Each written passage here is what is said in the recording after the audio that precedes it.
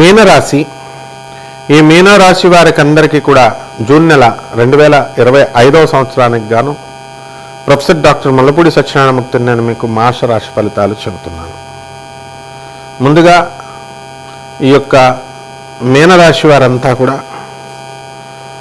ఏలినాటి శని దశలో ఉన్నారు, మధ్యస్థంగా. కాబట్టి అధికమైనటువంటి పీడ, పనుల ఒత్తిడి సరిగ్గా లేకపోవడం, పనుల ఒత్తిడి వల్ల బ్రెయిన్ సరిగ్గా పనిచేయకపోవడం ఇలాంటివన్నీ కూడా జరుగుతాయి. వృత్తి, వ్యాపార, ఉద్యోగ విషయాల్లో బ్రహ్మాండంగా మీరు పాస్ అయిపోతారు. అనుకున్న పనులన్నీ కూడా సక్సెస్ఫుల్గా మీరు పూర్తి చేసుకుంటారు. ఎంతసేపు కూడా బంధుమిత్రులతో విందు వినోద కార్యక్రమాల్లో ఉండి కూడా మీరు అధికమైనటువంటి లాభాలను మీరు వ్యాపారాల్లో తీస్తారు. ప్రభుత్వ ఉద్యోగాలు ఎవరైతే చేస్తున్నారో అటువంటి వాళ్ళు టీఏలు, డిఏలు, అరియర్స్లు ఇవన్నీ కూడా మీకు రావడం జరుగుతుంది. ఏవి కూడా బ్యాలెన్స్ ప్రభుత్వంలో ఉండవు. ఇక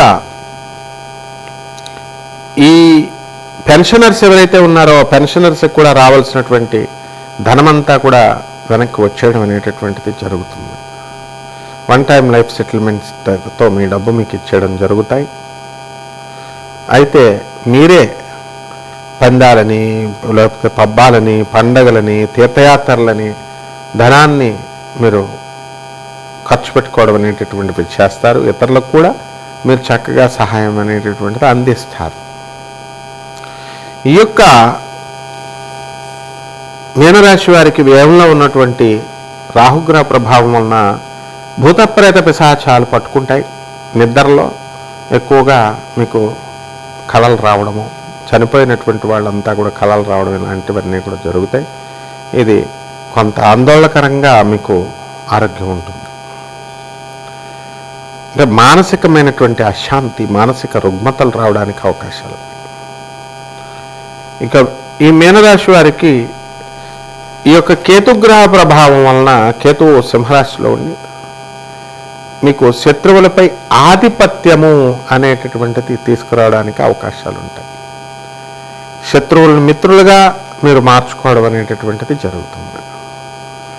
అనేకమైనటువంటి పనులు మొహమాటాలతో మీరు చేసుకొని వెళ్ళి ఇరుక్కుపోవడం అనేటటువంటివి జరుగుతాయి. కాబట్టి ఎవరి పనులు వాళ్ళు చేసుకోవాలా, ఎవరు దీంతో వాళ్ళు ఎవరి వ్యవహారాల్లో ఒకళ్ళు వేలు పెట్టనివ్వకుండా జాగ్రత్తగా చేసుకున్నట్లయితే సక్సెస్ఫుల్గా ఉంటుంది. ఇక కుటుంబంలో జాయింట్ ఫ్యామిలీలో ఉన్నటువంటి మీరు మరి సపరేట్గా వెళ్ళాలి అనేటటువంటి కోణంతో ఆలోచన అనేటటువంటిది వస్తుంది. కొంతమంది ఎన్నో సంవత్సరాలుగా ఈ యొక్క రాశివారంతా కూడా విదేశాలకు వెళ్ళాలని ఆశించేటటువంటి వాళ్ళంతా కూడా విదేశాలకు వెళ్ళడం అనేటటువంటిది జరుగుతుంది. కాబట్టి ఈ యొక్క రాశివారు మనకి మీన రాశివారు వ్యాపారాలు మనం తీసుకున్నప్పుడు ఇనుము, ఫుడ్, ఫ్యాట్స్, ఆయిల్ ఇలాంటి వ్యాపారాలు అంతగా రాణించవు. ఎలక్ట్రిక్ వ్యాపారాలు, లాస్ట్కి ఈ యొక్క ఎలక్ట్రానిక్స్లో సేల్స్ అండ్ సర్వీస్ వ్యాపారాలు కూడా అంతగా రాణించవు. ఇక సాఫ్ట్వేర్ రంగంలో ఉన్నటువంటి వాళ్ళు చక్కగా ఒకదాని తర్వాత ఒకటి ముందుకు వెళ్ళిపోవడం అనేటటువంటివి జరుగుతాయి. జీతభత్యాలు పెరుగుతాయి. కొత్త మేనేజ్మెంట్ మిమ్మల్ని అర్థం చేసుకునేటటువంటి అవకాశాలు మీకు ఉంటాయి. ఇక ఈ సినిమా రంగంలో ఉన్నటువంటి వాళ్ళు, మీడియా రంగంలో ఉన్నటువంటి జర్నలిస్టులు వీళ్ళకి కూడా ఎదుగుదల అనేటటువంటిది బాగా అధికంగా ఉంటుంది. సినీ, సంగీత, సాహిత్య రంగాలలో ఉన్నటువంటి వాళ్ళంతా కూడా మీకు గుర్తింపు అనేటటువంటిది వస్తుంది. అనవసరమైనటువంటి స్నేహాలు ఈ యొక్క మీనరాశి వాళ్ళు ఈ నెలలో చేయడం అనేటటువంటి జరుగుతుంది. దాని ద్వారా కొంచెం అశాంతి అనేటటువంటిది, అభద్రతా భావన అనేటటువంటిది జరగడానికి అవకాశాలు ఉంటాయి. వివేకంతో మీరు ఆలోచించండి. ఎవరు మంచివాళ్ళు, ఎవరు చెడ్డవాళ్ళు అనేటటువంటిది మీరు జాగ్రత్తగా చేసుకుంటూ ముందుకు వెళ్ళాలి. ఇక పరిహారాల దగ్గరికి వచ్చేసరికి ఈ యొక్క మీనరాశి వారికి ఏలినాటి శని జరుగుతుంది.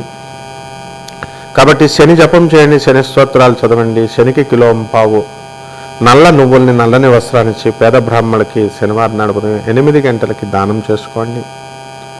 అలాగే దశమహావిద్యల్లో ఒకటైనటువంటి మహాకాళి అమ్మవారి యొక్క హోమాన్ని మీరు జపించుకోండి మీ ఇళ్లల్లో. ఏ విధమైనటువంటి మూఢనమ్మకాలకి అవకాశం ఇవ్వకుండా చదువుకున్నటువంటి వాళ్ళ యొక్క సలహాల మేరకు మీరు ముందుకు వెళ్తూ ఉండాలి.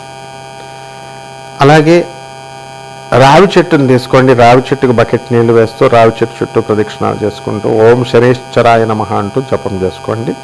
ఈ విధంగా చేసుకున్నట్లయితే బ్రహ్మాండంగా మీకు ఈ నెల అంతా కూడా ఉంటుంది. శుభమస్తు.